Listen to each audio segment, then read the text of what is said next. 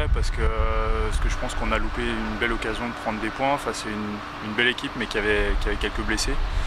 On était en plus très bien rentré dans le match, on gagne le premier set, deuxième set on est devant de 3 ou 4 points pendant quasiment tout le set et puis la machine s'est un petit peu enrayée en fin de set, on a loupé 5 balles de set pour mener 2-7 à 0 et derrière voilà, une équipe qui est en manque de confiance, confrontée à ce genre de situation, on a un petit peu sombré dans le troisième set.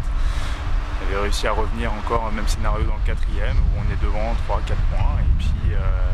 Et puis à un moment donné, dès qu'on est mis un tout petit peu en difficulté, on panique, on met plus le ballon au sol. Et puis voilà, donc au final, on perd 26-24 le quatrième, on repart de tour point avec 0 points, alors que je pense qu'on aurait mérité au moins 1, voire plus. Ce sont des mots qui reviennent souvent, ça. Ouais, ces derniers temps, c'est vrai que ça revient régulièrement. Mulhouse, c'était aussi... voilà, bon, on avait quand même pris un point dans l'histoire, mais je pense qu'on méritait mieux aussi à ce moment-là. Bon, après, je pense qu'on manque un petit peu d'entraînement, hein, on manque aussi un petit peu de physique. On a une équipe qui est avec une moyenne d'âge assez élevée, avec des gens qui ont tous des métiers assez prenants, donc une assiduité aux entraînements qui n'est pas optimale. Voilà, donc on essaye de gérer au mieux. Après, il faut aussi qu'on relativise. On est toujours au-dessus de la ligne de flottaison, on a toujours 3 points d'avance sur le premier relégable. Maintenant, c'est vrai que se profile le match contre le dernier Saint-Cloud dimanche qui va être ultra important. Ouais, justement, quelle est la clé un peu de ce match-là? C'est le match de la dernière chance? Si on n'arrive pas à prendre 3 points dimanche, ça va commencer vraiment à devenir compliqué. Ouais. Là, si on prend 3 points dimanche, on aura 8 points d'avance sur eux. On aura quand même fait un petit écart intéressant. La clé de ce match-là, c'est nous, c'est l'envie qu'on va y mettre, parce qu'on sait que voilà, quand on y met l'envie, on a un niveau de jeu qui peut être vraiment très intéressant, quoi.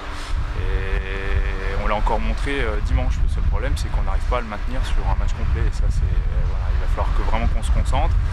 On aura l'avantage d'être chez nous, donc ça c'est aussi important parce que le déplacement à Tourcoing, voilà, il nous avait un peu coupé les jambes aussi sur le terrain à un moment donné. Donc là on sera chez nous, il faut qu'on y mette absolument l'envie, qu'on ne se mette pas non plus de pression démesurée. On ne va pas jouer notre vie sur ce match-là, mais ça va être un match qui va compter à la fin, c'est sûr. Au match aller, vous aviez gagné à Saint-Cloud. Ouais, un match voilà, où on avait eu aussi quelques passages à vide, mais on avait réussi à l'emporter 3-2. Donc il faut vraiment qu'on arrive à gommer tous ces passages à vide qu'on a au cours des matchs pour faire un match plein du début à la fin et prendre les 3 points dimanche. Bon, à l'issue de la saison, il pourrait y avoir une saignée, il pourrait y avoir quelques départs. Il est encore trop tôt pour le dire. On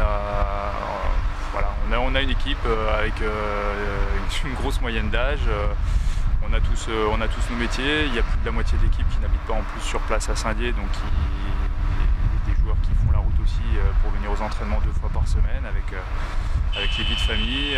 C'est des déplacements qui sont aussi assez importants. Donc très compliqué à gérer au quotidien. Donc voilà, on sait qu'il n'y a pas de relève derrière, donc que si jamais pas mal de joueurs décident d'arrêter à la fin de la saison, ça peut être compliqué pour remonter une équipe la saison prochaine. Mais bon, pour l'instant il est encore trop tôt, on essaie de faire le taf, de maintenir l'équipe en National 2 et puis il sera temps de se poser les questions au bon moment.